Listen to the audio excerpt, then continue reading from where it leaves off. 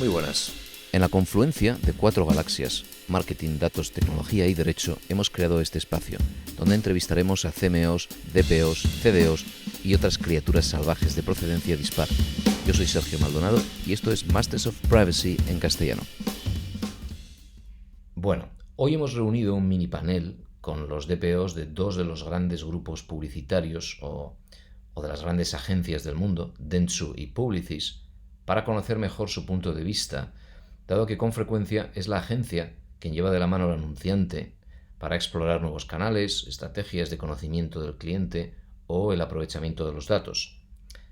Por el lado de Dentsu tenemos a Silvia Ruiz, que es abogada especializada en privacidad y propiedad intelectual en Écija Abogados y está designada como DPO externa.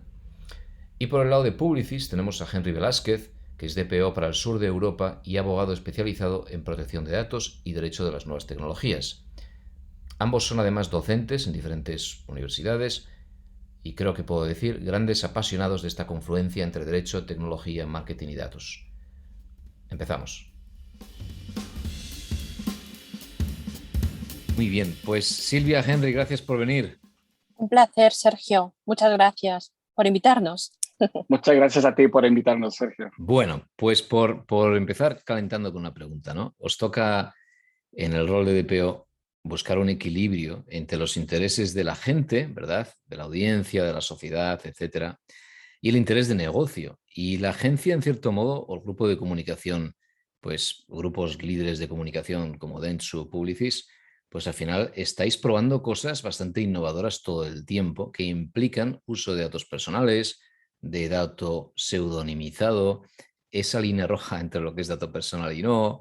Entonces, ¿cómo hacéis en vuestra esfera privada para encontrar ese equilibrio? Por mi parte, la experiencia un poco de todos estos últimos años como DPO en mi caso externo, como indicaba Sergio, una parte fundamental que yo creo que es el challenge de todo DPO es conocer el negocio en el que te estás moviendo para poder gestionar los riesgos correctamente, porque bueno, siendo sinceros, pues en cualquier sector hay riesgos y evidentemente en nuestro sector como agencias de medios muy potentes forma parte de nuestro día a día. Entonces, yo creo que el primer reto con el que yo me encontré, que además es un reto diario, porque el negocio cambia y la industria cambia, aparecen nuevos players, aparecen nuevas acciones, es entender perfectamente el negocio y llevar a cabo esa traducción, ¿no? Desde lo que quiere el negocio, lo que tienen ellos en su cabeza y luego lo que va a ser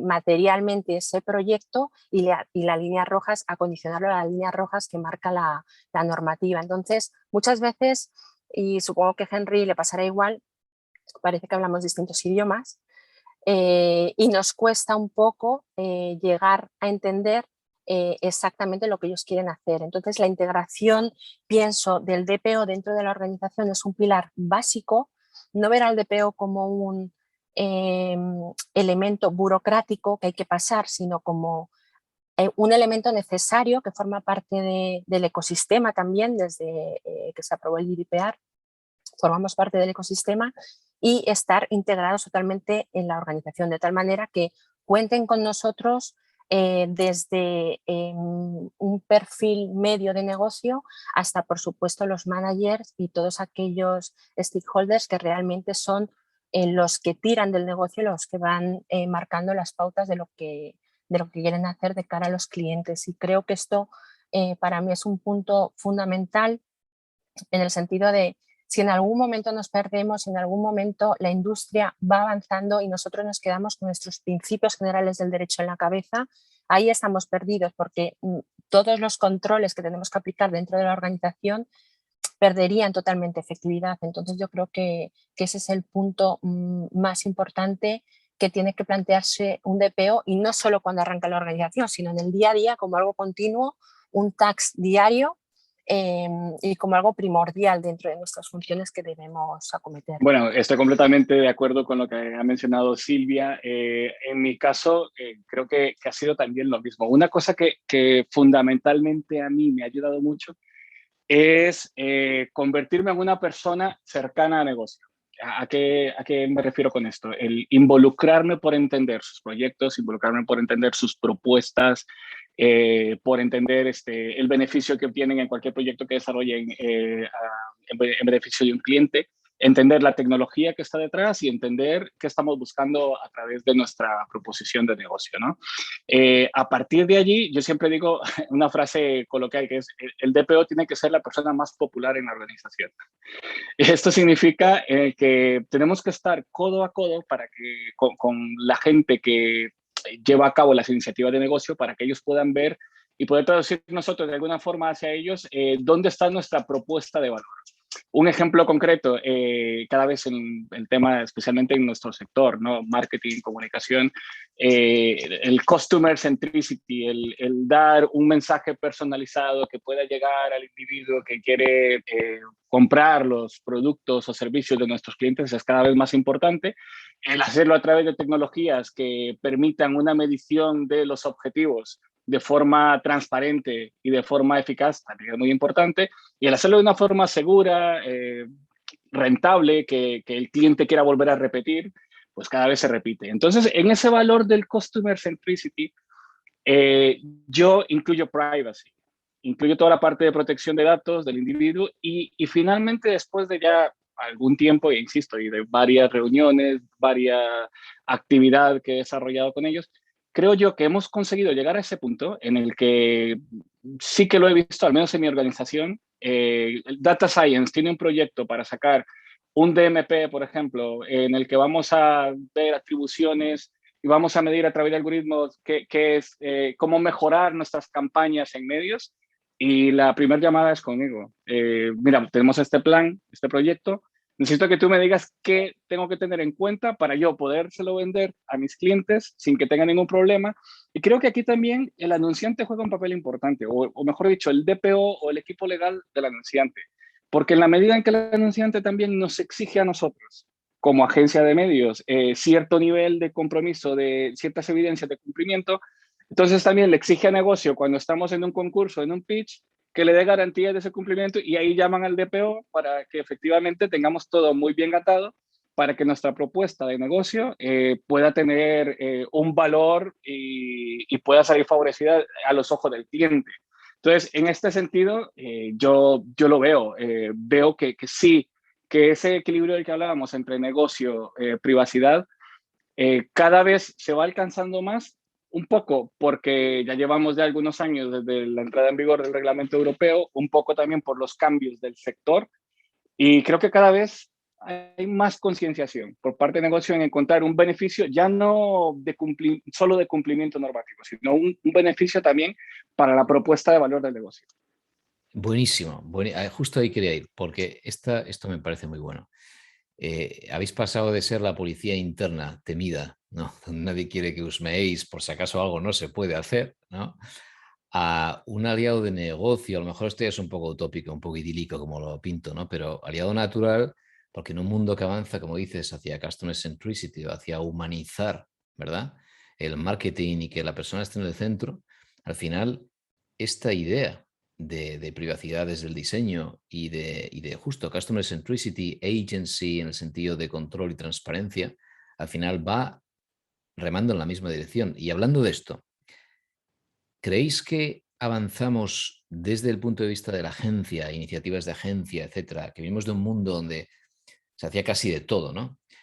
A un mundo donde sí que se va imponiendo privacidad desde el diseño, pero no tanto por la evolución de la normativa, la madurez, de la adecuación, sino por un poco fuerza mayor, es decir, por tendencias del mercado, sobre todo por el entorno cookieless, ¿no? El navegador Chrome anunciando las cookies ahora postergado, Apple capando IDFA en iOS. ¿Creéis que eso ha empujado a la gente a ser más privacy by design, aunque sea fuerza mayor? ¿Cómo habéis vivido estos empujes que no son del ámbito normativo, ¿verdad? O regulatorio, sino del ámbito del propio mercado? ¿Cómo habéis vivido eso, Silvia?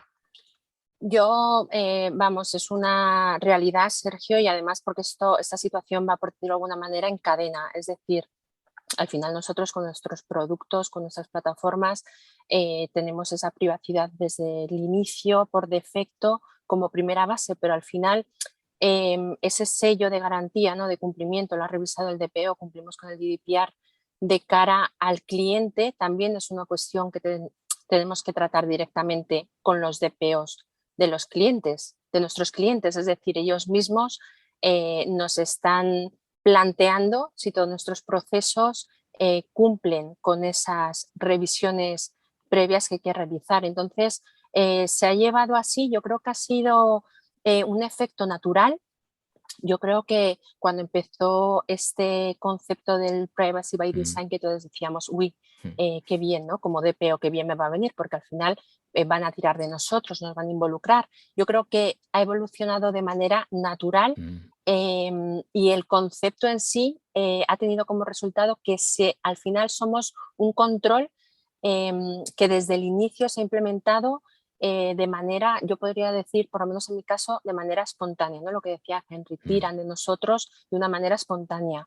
Y al igual los clientes, o sea, el DPO de la marca que confía en los servicios de Dentsu, al final sigue la misma dinámica, porque bueno, nuestro sector es muy específico, está sujeto a muchísimos avances y bueno, sí es cierto que desde el lado de la marca, pues puede ser que nuestros servicios no resulten del todo claro. Entonces, tirar de ese primer origen, de esos primeros checks que realizamos y explicar a nuestro cliente cómo realizamos esos procesos, qué salvaguardas tomamos, yo creo que al final se ha integrado en cualquier pitch, como decía Henry, en cualquier negociación y a día de hoy es un elemento más que forma parte de toda la cadena de privacy y de cumplimiento general. Vale, incluida esa influencia externa, ¿verdad? De esos factores, de esos players en el mercado. Totalmente, sí, sí, al final nos hemos alineado, pero es lo que os comentaba, yo creo que de una manera natural. Se ha integrado y desde luego nosotros desde Dentsu lo que vemos es alineación total, tanto desde lo que nos pide el cliente como lo que luego evidentemente nosotros, en el caso de que haya terceros que acceden también a datos de nuestros clientes, se sigue esa cadena de privacidad y de cumplimiento en todo caso. Vale, y Henry, ¿qué piensas tú de este impacto de...? Yo creo que sí, efectivamente, en toda la cadena todos estamos alineados. Creo que en cierta concienciación por la protección de los datos personales o concienciación hacia la privacidad.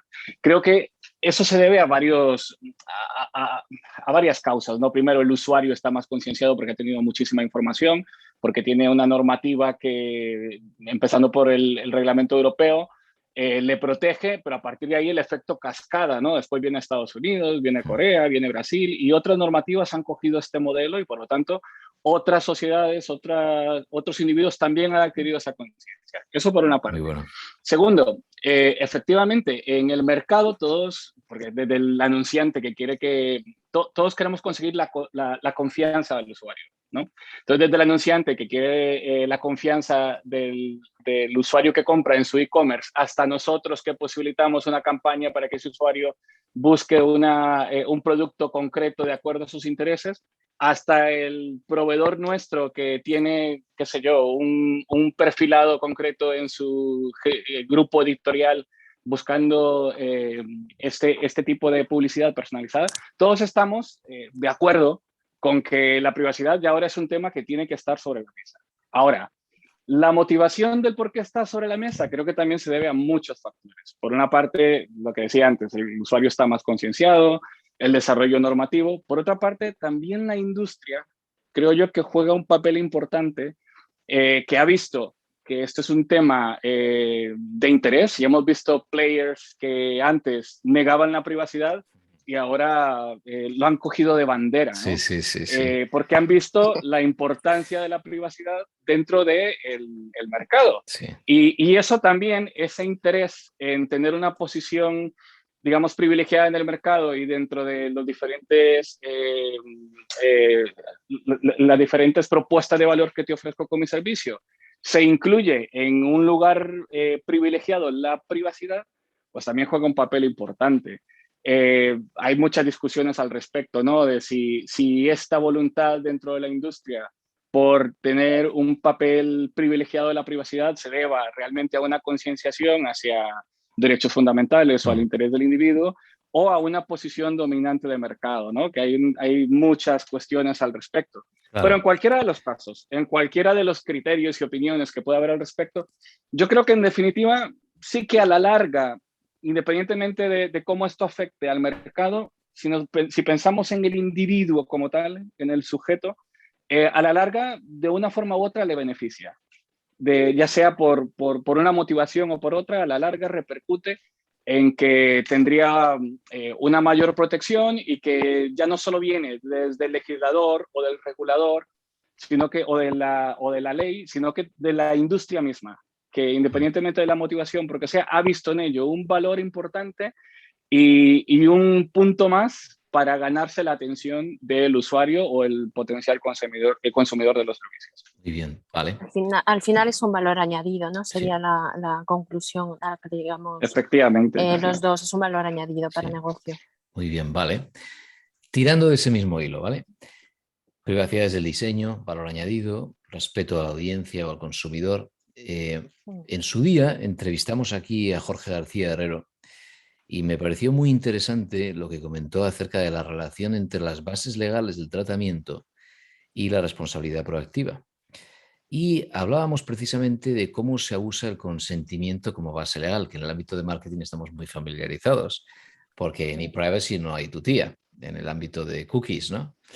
Y está pasando que la gente está bastante cansada. Hablando de Customer Centricity, como sabéis, ahí fuera hay incluso ahora este Task Force, ¿no? Como lo han llamado en el EDPB, para intentar acabar con el faldón de cookies. Y como sabéis, si se trata de respetar a la gente, ahí fuera al consumidor, la gente, como digo, parece demostrado que hay bastante fatiga con que se te pregunte algo que no llegas a entender, una ristra de cookies que tienes que pasar 3 páginas para realmente aceptar, con mucho patrón oscuro y donde el nivel de aceptación de cookies, por hablar solo de cookies, por ejemplo, pues va directamente va opuesto, ¿no? Hay una balanza donde cuanto mayor el tamaño de la muestra sea, pues probablemente menor la libertad o el cumplimiento que tienes o menos, ¿no? Menos válido, vamos a decir, es el consentimiento, con todos los análisis, estudios que ha habido recientes. ¿Qué pensáis, por terminar por fin con la pregunta y llegando a puerto, del consentimiento? O sea, ¿lo hemos estirado demasiado? ¿Creéis también, como Jorge, que la base legal del consentimiento está bastante alejada de la idea de privacidad desde el diseño y que, por el contrario, algo como base contractual, interés legítimo, están más próximas a ese respeto porque se circunscriben a aquel dato que se usa para justo el contexto del contrato o de ese interés legítimo ¿verdad? Muy limitado? ¿Qué pensáis de consentimiento? ¿Hemos abusado de él? ¿Realmente se puede hablar de centralidad en el cliente cuando se abusa tanto? ¿Qué pensáis? ¿Dónde está la línea roja del consentimiento en marketing? Quien quiera. Yo creo, Sergio, que bueno, con el tema del consentimiento, cuando entró en vigor el GDPR fue una avalancha de pedir el consentimiento a los usuarios, quizás desde una versión o con una visión muy de segurolas, ¿no? Ante la duda tengo el consentimiento. Yo creo que el consentimiento en sí no es el problema. Yo creo que el problema fundamental, y viene ligado a lo que comentaba Henry, relativa a que los usuarios tienen un nivel de conocimiento sobre sus derechos bastante elevado y yo semanalmente lo veo en la agencia, usuarios que nos contactan, nos mandan un email preguntando qué hacemos con sus datos de una manera muy, muy concreta. Yo creo que el problema del consentimiento no es en sí el consentimiento, sino la información que se da previamente a los usuarios. Creo que todavía estamos en un plano muy rígido en el sentido de que la manera de informar, como decías tú, que bien dice la agencia española, crea una fatiga y creo que estamos todavía un poco lejos de que un usuario medio, aun sabiendo sus derechos, entienda perfectamente lo que vamos a hacer con sus datos. Y eso viene, yo creo, la consecuencia directa de los textos legales, de la información que se da, las típicas políticas de privacidad que son, la verdad, que atroces. Parece como que da un poco, parece que da un poco de vértigo el hecho de hablar claramente y utilizar una terminología más cercana para que los usuarios lo puedan entender sin ningún problema. entiendo que el consentimiento no es el problema, o sea, realmente el problema es el deber de información, que muchas veces elaboramos un ladrillo que no lleva nada y por lo tanto luego al usuario les surgen las dudas. Con respecto a usar otras bases de legitimación, evidentemente también es una cuestión que, por ejemplo, pues el interés legítimo hay que evaluarlo, hay que hacer un análisis, o sea, son otras bases de legitimación que muchas veces se tienden a utilizar menos, pues porque hay que hacer un análisis y no se puede utilizar de una manera no justificada. Pero sí es cierto que se tiende, ¿no? Se tiende a, no, yo quiero que el usuario consienta y quiero tener ese log de consentimiento que lo voy a guardar como oro en paño. Sí, yo creo que lo relevante sería darle una vuelta a esa información que le damos a los usuarios para que ese consentimiento realmente vaya en concordancia con lo que dice la normativa. Muy bien, muy bien. Henry, ¿qué piensas? Yo creo que sí que hemos abusado del consentimiento desde antes del reglamento europeo, ¿no? Porque el consentimiento era como el Dios. Si tenemos el consentimiento ya podemos hacer lo que nos venga en gana porque hemos conseguido lo más. Y sin embargo, creo que sí que hemos abusado y muchísimo, y los parrafadas estas también de información para ese consentimiento son mucha palabra, pero luego dicen poco. O sea, se entiende poco dentro de mucha verborrea legal, ¿no? Creo que sin embargo, si la propuesta sería eliminar el consentimiento y ampararnos más en la ejecución contractual o en el interés legítimo, pues tampoco estaría de acuerdo. Creo que, como dice Silvia, estoy de acuerdo con su planteamiento. El problema no es el consentimiento, el problema es saber utilizarlo y saber cuándo utilizarlo. Hay muchos, he visto muchísimos, en el día a día veo muchísimos tratamientos de datos que se amparan en el consentimiento cuando perfectamente podrían ampararse en otras bases legitimadoras. Y creo que ese es un gran problema, que hemos quedado todavía con ese recuerdo del antes del reglamento europeo donde el consentimiento era lo más y nada. Ahora, también te digo que en nuestro sector el consentimiento, la información, la transparencia, todo va de confianza. Y en nuestro sector se ha dado, y hay que reconocerlo, un abuso de esa confianza por parte del individuo. O sea, históricamente han existido tratamientos opacos que hasta ahora tratamos de regularizar con el reglamento y tratamos de hacer las cosas mejor, pero es una industria que llevaba décadas haciendo cosas que igual tenías el clic del consentimiento, pero que no se ajustaba a lo que realmente la normativa estaba regularizando. Pues eso de backup, entonces, ¿no? Si también. me dices... Si habéis visto mucha gente usando lo de backup, en plan de esto es por contrato y consentimiento, de repente, dos bases. Claro, es como tengo ahí el cajón de desastre que me sirve para sentimiento. todo. Y claro, y yo me pongo a pensar, en este sector, donde estamos tratando de recuperar la confianza, si yo amparo todos los tratamientos dentro del sector en interés legítimo, pues también me parece un poco arriesgado, a mí en lo personal. Claro. Porque el interés legítimo, además, es verdad que hay que hacer un assessment de los intereses del individuo, etcétera, etcétera, pero creo yo que a los vaivenes de cada industria, de cada sector, de cada empresa, puede ser un poco aventurado si lo que queremos proteger al fin y al cabo es al individuo. Sí. Entonces creo yo que sí, que habrá tratamientos en los que podemos ampararlos en interés legítimo, pero no me atrevería a decir que todos los tratamientos que se llevan a cabo dentro del sector, y mucho menos si lo que pretendemos es recuperar esa confianza del usuario, porque tanto para negocio como para cumplimiento normativo nos interesa. Si todo está avanzando hacia ese lenguaje transparente y lo veis con muchas acciones de marketing y de comunicación del copy, se ha adaptado a esa humanización de la tecnología, ¿verdad? Y la relación con la marca más próxima. Ha ido llegando poco a poco esto a España también. Y sin embargo es paradójico, ¿verdad? Que la parte que se supone que está del lado de la gente, ¿no? de la ciudadanía, al final es la última que se va a subir al carro de un lenguaje claro y simple, que incluso, pues justo está en la ley, ¿no? Es verdad, falta esto. Y lo repite constantemente la agencia española. Nosotros, por ejemplo, Sergio, sí es cierto que en el despacho vemos, ¿no? Ejemplos de clientes que sí quieren utilizar un lenguaje transparente, muy transparente y muy directo, sobre todo, bueno, ya en un plano que a nosotros, seguro que la gente está ahí conmigo, intentamos no tocamos, que son los menores de edad, que eso es como cuidado, ¿no? Warning grande. Sí.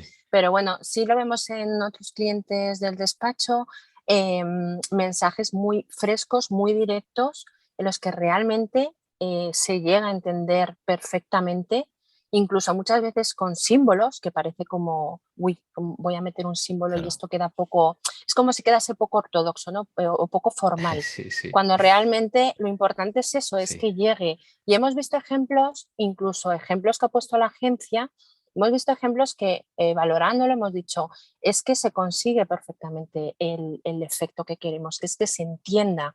Pero sí es cierto que creo que nos queda camino por recorrer en el sentido de no voy a hacer un texto tan largo, voy a ajustarlo a lo que quiero que ese usuario sepa perfectamente para tener ese consentimiento y luego lo que decía Henry, que lo podamos utilizar, explotar esa información sin ningún problema porque el cliente está al tanto, el usuario está al tanto de eso y el cliente lo va a poder em, va a poder formalizar sus bases sin ningún tipo de problema y sin ningún riesgo. Y creo que ahí no sé, nos cuesta un poco a todos, no sé si es algo local de mercado, pero nos cuesta dar esa vuelta y decir, vale, vamos ya a ir al grano de manera transparente y de manera directa. Yo creo que es un poco antinatura, ¿no? Los abogados venimos de Sí, memorizarnos el Código Civil, venimos de leer sentencias. Es que al final, ¿no? Venimos de soltar, ¿no?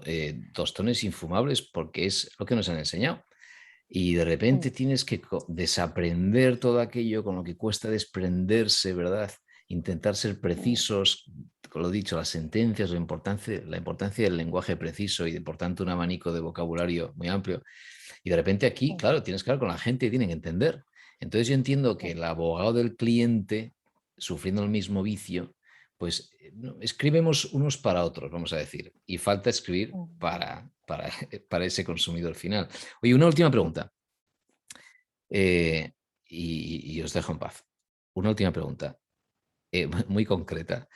A ver qué pensáis de esto, ¿no? En estas directrices recientes, relativamente recientes, del EDPB, del Comité Europeo de Protección de Datos, acerca de campañas en medios sociales, pues se hablaba de que había necesidad de formalizar un contrato, en este caso yo lo visualicé en Facebook, ¿no? En, en campañas de lookalikes, ¿no? Y de subida de datos para enriquecer la audiencia y poder buscar lookalikes.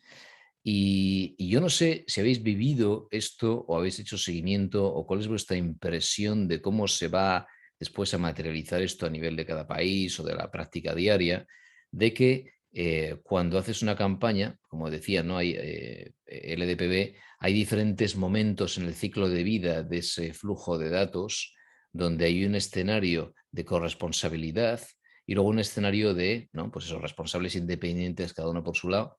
Pero en el momento del enriquecimiento de los perfiles en Facebook con la subida de datos de clientes existentes, ¿no? Había un escenario en el que, claro, el artículo 26 se exige un contrato. ¿Esto lo veis materializarse así? ¿Qué pensáis de esa, si lo tenéis fresco y os apetece comentarlo?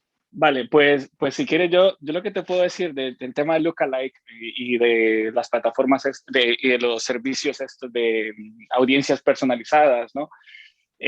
Yo creo primero que hay que diferenciar. Hay muchas formas de hacerlo, ¿no? Una de las maneras es que tú subas a través de un Business Manager un listado que se va encriptando en tiempo real y que luego buscas esas correspondencias dentro de la plataforma.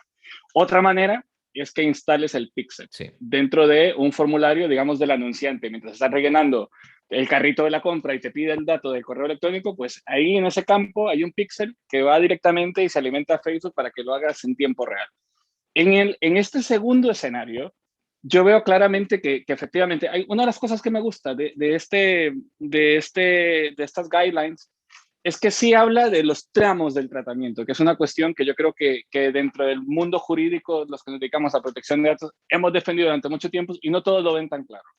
Que aquí no se trata de un rol estático, soy responsable, soy encargado de tratamiento, sino en diferentes tramos puedo tener varias camisas, varios trajes.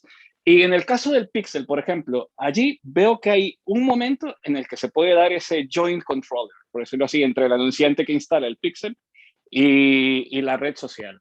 Ahora, que se llegue a materializar mediante un contrato en el cual se determinen las responsabilidades, En este caso, como es un player de los más grandes, lo veo complicadísimo y poco realista. Términos y condiciones. Claro. Claro, ahora si se trata del primer ejemplo que ponía, donde yo no veo tan claro que haya un joint controller, ahí no veo tanto que sean corresponsables, sino, oye, yo como responsable tengo este listado de personas que están dados de alta en mi plataforma, los voy a subir a través de mi propio business manager en Facebook, o bien, o el business manager de una agencia que trabaja en nombre y por cuenta mía, para que busque esas correspondencias dentro de la red social. Aquí sí que veo dos estadios distintos. Por un lado, el anunciante, al obtener esos datos, tuvo que haberle informado al usuario de que, oye, voy a utilizar tus datos para cruzarlos con una tercera entidad, Exacto. una red social para tal, y tiene que asumir esa responsabilidad como responsable del tratamiento. Y luego, una vez que esos datos se han subido a la plataforma, y ya están en el entorno de la red social, hay responsabilidades ajenas al anunciante y que le corresponden a la red social como responsable del tratamiento. Muy bien. Nosotros, a fecha de hoy, cuando hacemos cuando un anunciante nos pide este tipo de servicios, siempre lo paramos y tenemos una conversación con el anunciante explicándole su instrucción. Muy bien. No tanto porque consideremos que las instrucciones, como el GDPR, ¿no? que te obliga como encargado a decirle si hay una instrucción que incumple. Yo aquí no considero que la instrucción por sí misma incumpla, pero le recuerdo de, ojo, que si me pides hacer esto, ten en cuenta que esto conlleva una serie de obligaciones y responsabilidades que tienes que haber cumplido. ¿Estás ok con que las hayas cumplido? ¿Tienes las evidencias de que Vale, perfecto. Muy bueno. Pues si tú me dices que la has cumplido, yo te creo. Eso sí, exímeme de cualquier responsabilidad por tu instrucción. Claro, tiene que haber dicho a su base de usuarios que va a subirlos a Facebook. Y si esta es la cosa donde yo... ¿Añadirías, Silvia, tú algo a esta lógica? Yo, al fin y al cabo, estoy totalmente de acuerdo con Ger en el sentido de que para la instalación del píxel sí que vemos también claramente la corresponsabilidad y luego, por el otro lado, para la gestión de la campaña y para la analítica, en este supuesto que estamos poniendo, Facebook sería el encargado. Sí. Luego también aquí nosotros hacemos de la misma manera en el sentido de avisamos, oye, al fin y al cabo, el uso de este tipo de herramientas también viene condicionado a los términos y condiciones que establece la plataforma. Claro. Y también avisamos que al fin y al cabo la instalación de ese píxel también debe incluirse en la política de cookies, que muchas veces esto es una cuestión que se pierde y nosotros insistimos mucho al anunciante para que lo tenga también en cuenta. Pero sí, en estos supuestos, y ya de hecho ha sido lo hemos analizado recientemente porque esta doble vertiente, ¿no? Según la funcionalidad que se vaya a realizar estaba como muy dudosa, lo hemos analizado recientemente y al final vamos en la línea de explicarlo bien al anunciante porque evidentemente funciona muy bien esta herramienta, pero tiene esta particularidad en sentido jurídico que es importante. Claro, bien, muchas gracias. Y eso evidencia responsabilidad proactiva también por nosotros como intermediarios dentro del servicio, claro. Claro, yo pensaba esto, ¿no? Desde el punto de vista de la audiencia, ¿no? Yo como usuario, de repente se me ha subido ahí para hacer un lookalike, ¿verdad? De repente mi perfil ha enriquecido lo que ya tenía Facebook y justo, ¿no? Y luego la parte de joint controllers también, pensaba, joder, es que esto realmente en el articulado está pensado para que nos pongamos de acuerdo sobre el propósito del tratamiento, ¿verdad? Y con Facebook, claro, ese long tail de microanunciantes que van a hacer, justo como has dicho, ¿no? Pues contrato de adhesión o términos y condiciones y que eso pase por artículo 26. Claro. Es poco realista, Ya. la verdad. Bueno, habrá que poner la prueba, es muy interesante. Oye, muchas gracias. Quería tiraros así algo un poco cañero, a ver qué decíais. Vale. Muy bien, Sergio. Muchas gracias. Oye, ¿alguna lectura, algo fresco, reciente, artículo, libro, de lo que sea, no tiene que ser de esto, que recomendaríais a nuestros oyentes? Pues yo por mi parte, soy muy fan de Carissa Bellis y me estaba leyendo el Privacy is Power y vamos, estoy encantadísimo, pero fíjate, creo que si algo tengo que decir es que tenemos que aprender de ella, de cómo hablar de la privacidad desvinculada de tanto tecnicismo jurídico y hacerlo como una conversación cotidiana con tu colega. Muy bien. Esa forma en que ella se acerca al lector y le dice en el tiempo, en sus situaciones cotidianas, el impacto que tiene la privacidad en lo que hace me parece fenomenal. Buenísimo. Entonces soy muy fan. Bueno, Carissa es nuestra entrevistada de la semana pasada, solo hay que escuchar el episodio anterior para mayor referencia, ¿vale? Y Silvia, ¿qué añadirías? Yo la verdad es que lo que suelo recomendar, que no es muy lectura en sí, pero sí es cierto que tanto a personas de compañeros del sector como gente que está adentrándose en todas estas cuestiones, la verdad es que nosotros, tanto los manuales de la IAB como todos los congresos que formulan, creo que es una manera también, conocen perfectamente la problemática del sector y creo que la transmiten de una manera muy directa. Entonces no sería una lectura formal en el sentido de tocho, Sí. insufrible, Sí. pero creo que es un paso para estar también todos alineados. Tanto Henry como yo participamos muy activamente y creo personalmente, y esto es una recomendación personal, que es un foro para que el que se quiera nutrir con toda la problemática de la industria va a sacar una información de primera mano que llega muy fácilmente. Muy bien, pues vamos a la IAB. Yo creo que vamos, además, allí... No es publi. no es publi, a pesar de que ambos estamos en la comisión de datos de la IAB. Sí, Yeah. pero no es pero es verdad, la IAB, para mí hay dos direcciones, digamos, en la parte más creativa de nuestro sector, Bob Hoffman, y en la parte más de medios, la IAB. Bob Hoffman, me encanta, este de Batman, buenísimo. Sí. O el Marketing for Skeptics también. Ese no lo he leído. Marketing para escépticos, está muy bueno. Bueno, muchas gracias por vuestro tiempo, respuestas, ideas, recomendaciones y hasta la próxima. Gracias, Sergio, a ti por la invitación. Un placer.